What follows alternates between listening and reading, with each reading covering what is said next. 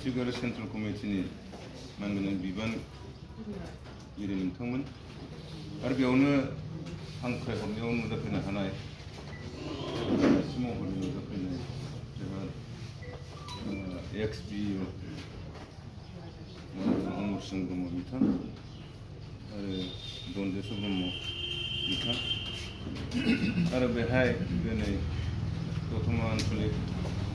बनसु आफाद दानायाव बे ओनसोलनि दाब दाब जायगानिफ्राय नुजाफैनो हानाय मानगोनां फरायसा लोगो नोंथांमोन सांगठनिक भाबै जिहेतु जोंनि सेन्ट्रेल कमिटिनि मानगोनां आफादगिरि बिथाङा नुजाफैदों बहुद खोथा बुंनांगौ दं नोंथांमोननि सिगाङाव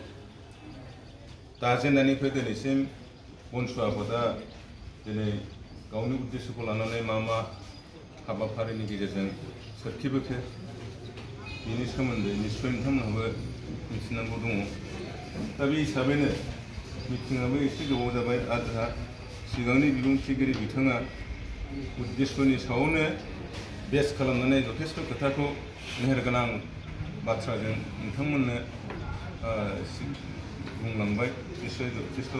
नोंथांमोनहा रियेलाइज खालामनो हादों दा बे हिसाबै आङो समखौ नस्थ' खालामाजासेनो निस्सय नोंथांमोनहाबो बरिं मोनबाय जिहेतु आफादगिरि बिथाङा गोबां बुंनांगौ दं दा बे खेत्रआव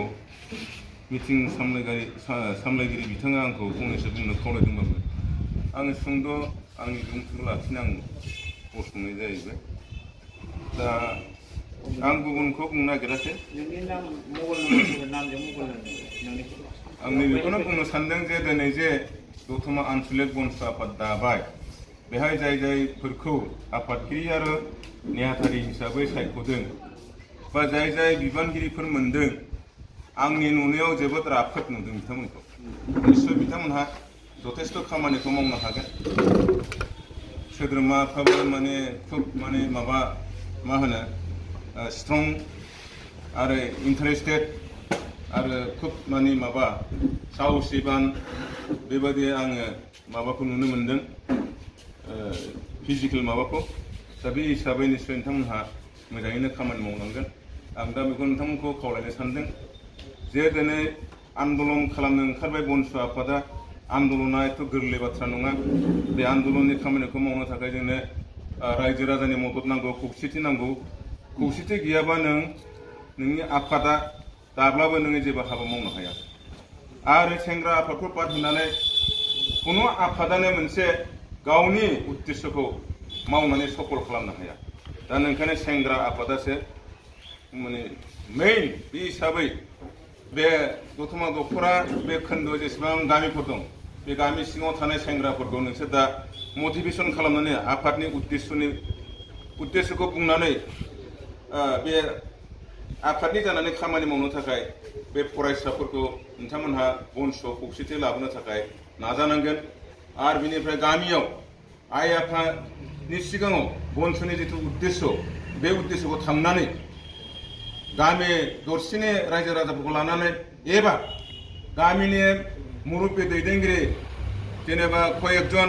6-7जनसो मानसिखौ लानानै बै गामिनि माने फरायसाफोरखौ नोंथांमोनहा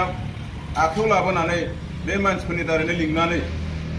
उद्देश्यखौ नोंथांमोनहा मोजाङै बुफ्रुनानै खिन्थानांगोन दहाय सिगाङाव बुंथिगिरि बिथां बुंलांनाय बायदिनो आरो बनसुनि दैदेनगिरिया दहाय बुंलांनाय बादियैनो बुंनायनि बेलायाव नोंथांमोनहा साबधान जानांगोन बर्थमान अबस्थायाव नोंथांमोनहा रावखौबो माने गोख्रों भाबै सोंखारिनो नाङा कारन जोंनि उद्देश्यआ जाबाय रायजो राजाफोर बयखौबो जाय जेरावखि थाया मानो बिसोरखौ खावलायनाय नोंथांमोना बयबो जयै फैनानै जोंनि बे बनसुआव ज' जाफै बनसुनि खामानियाव जाहाथे मदद होफै अंशग्रहण खालामफै जाहाथे जोङो जोंनि हाबाफारिफोरखौ साक्सेसफुल खालामनो हायो खुनु व्यक्तिखौ नोंथांमोनहा गाज्रि भाबै सोंखारिनो नाङा तबे जुक्तिफोरखौ नोंथांमोनहा बुंनांगोन दहाय बुंलांनाय बादि जे मानो दिनै आन्दलन खालामनो गोनां जाखो मानो होननानै बुङोबा दिनै ओरैबायदि नुनो मोनबाय बे समाव जुदि बिथां बनसुनि दैदेनगिरि बिथांमोना साननानै जुदि बे आफादखौ दा एसे जिखिनि प्रग्राम लादों बेखिनि लामोनब्ला हयथ' आरो बेखिनि गेजेरावनो आरो मा धरनि जालांबावगौमोनथाय आसाम गभर्नमेन्ट मा धरनि लागौमोनथाय बुंस'नो हाया जे बिटिसिनि परिसिमाखौ बोदों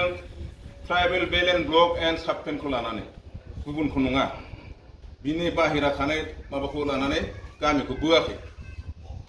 बे हिसाबै बे हाया जोंनि खिन्थु दिनै बे हारसाफ्रा बर'फ्रा बिनिफ्राय माने कन्ट्रिबिउटि गैया सासेबो बर' गैया होननानै बिथांमोना गावनो थांनो नागिरदों बे कंग्रेसनि दिनावनो जादों बेहाय कंग्रेसानो थिसनदों बिसोर बर'फोरखौ राजनितिक उद्देश्य बे समावथ' बे हिमन्तआनो दङमोन आरो दिनैबो बे हिमन्तआनो माने अराव घि ढालायोबारासिनो जोंनाय बादि खालामगासिनो दङ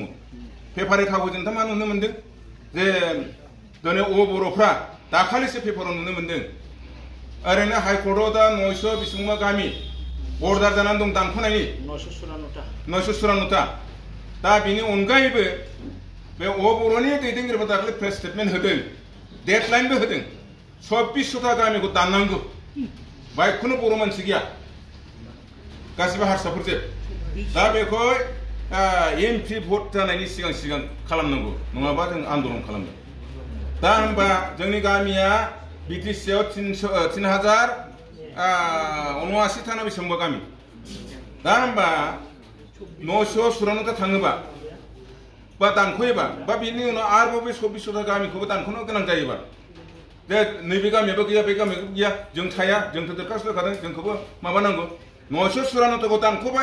दानख'बानो माखासेयाबो लान्जाय होगोन बेखौ होबथानो हाया दा बे 2400ता गामिया दानख'योबा मा जाहैगोन बेसेबां थागोन 3000 माने माबानिफ्राय 79तानिफ्राय 1200सोल' थायो 1200ता गामिखौ लानानै नों मा रायजो मोननो बेनिफ्राय बे दा गहपुर आरो सनितपुर डिस्ट्रिक्ट ओके बिश्वनाथ सारियालिमोन नामा बे मोननै डिस्ट्रिक्टना हाबगोन मावगासिनो दं जादों खिन्थु माब्ला हाबगोन नैबे दानख'नाया थियार जागोन बे जाहैबाय गभर्नमेन्टनि षड़यन्त्र पलिसि दा बे दानख'योबानो बैसोरखौ सोनोसै बैसोरखौ सोनानै मा खालामहैगोन नोंनाथ' बाहाय माबानो संख्यानो गैखाला रायजो मोननायनि खुनु माबायावनो भाइबिलिटियावनो गैखाला होमबा मा जाहैसै मा होनसै बेखौ सेटेलाइट सिस्टेम खालामना होनसै 6 सिडुलखौ सेटेलाइट सिस्टेम कन्टिगिउटि गैयै सेरखाय बेरखाय जालाना थानाय तखन बे जे बर' कसारि डेभेलपमेन्ट अट'नमास काउन्सिल ना मा होदोंमोन लखिमपुर बेबो हाबैगोन तखन नों थैलायाव दिला आरो रायजो बिनानै नों मोननो हाला आरोखि बेनिफ्राय मा खालामगोन बे राखौनि बाथ्राखौ रेफारेन्स लाबोना दहाय बुंदों सार बिथाङा बिल लाबोगोन बिसोर पार्लामेन्टआव बिजेपि गभर्नमेन्टआ खालामनो हायो जेबो गैया लाबोनानै मा खालामसै नोंखौ रायजो बिनायनि माबाखौनो एखेबारे बन्द खालामना दोनसै नों हाला ना कन्टिगिउटि गैया दा त्रिपुराव जानाय बादि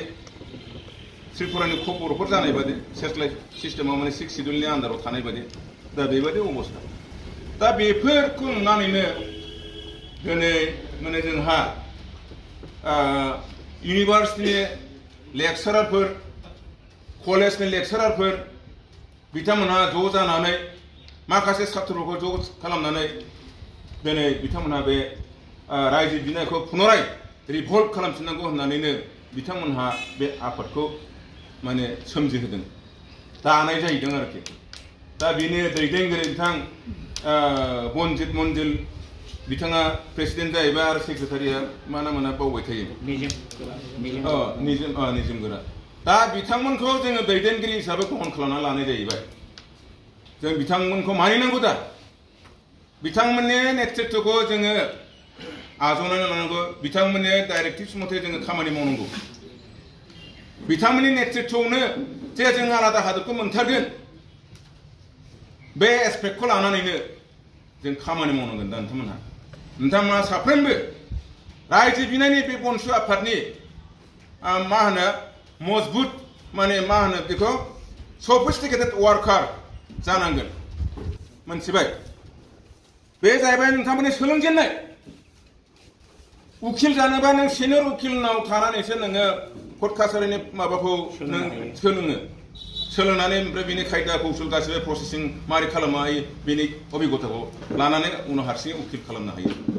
थद्र दिनै नोंथांमोनहाबो निउ फेस संगठनजों हयथ' जड़ित'आनो गैयामोन नोंथांमोनहा दिनै बाहाय संगठनाव फैबाय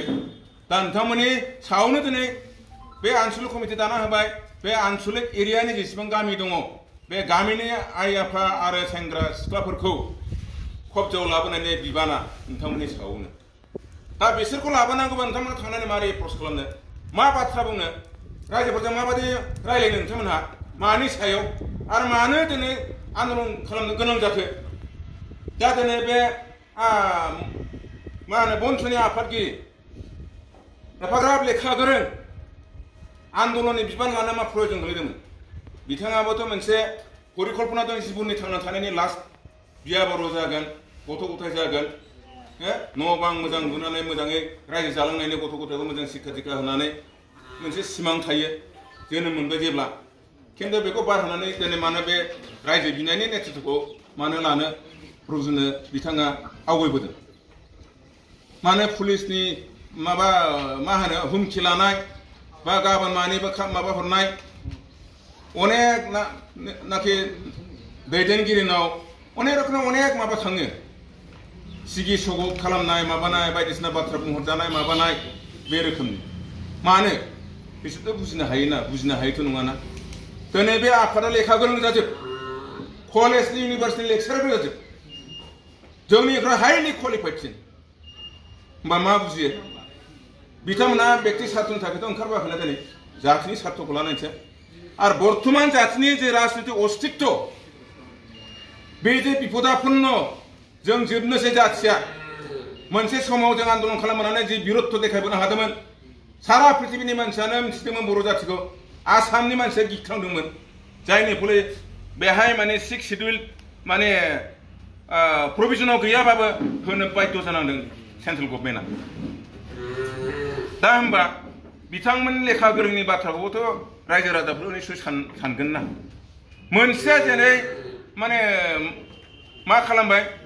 इसुखौनो डाइभार्ट खालामनानै राजनितिक सार्थआव सुक्ति खालामनानै फैबाय जेनेबा सेस जाबाय दिनै बेखौ बिथांमोनहा बेसेबां उपलब्धि खालामदों बिथांमोननि खोथासै माने पावार थायोबा सब किसु फैयो ना पावार थायोबा सब किसु फैयो दा बेफोरखौ आङो बुंनो थांला खिन्थु जों बिदि होननानैथ' जातिखौ सेस खालामनो हायाना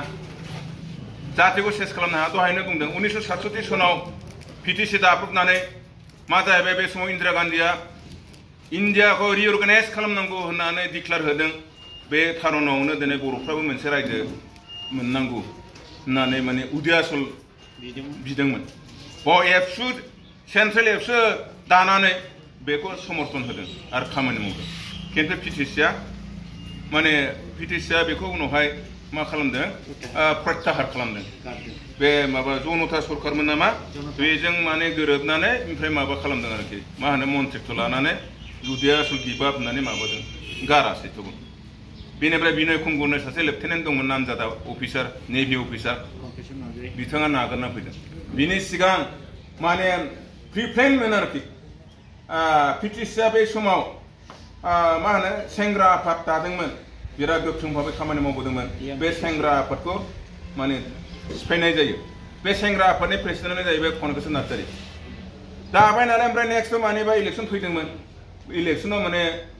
माबा इन्डिपेन्डेन्ट हिसाबै गसंनाय जायो गसंनानै उनावहाय माने बहाथ देरहानाय फैलाय जेननानै बिनिफ्राय पिटिसि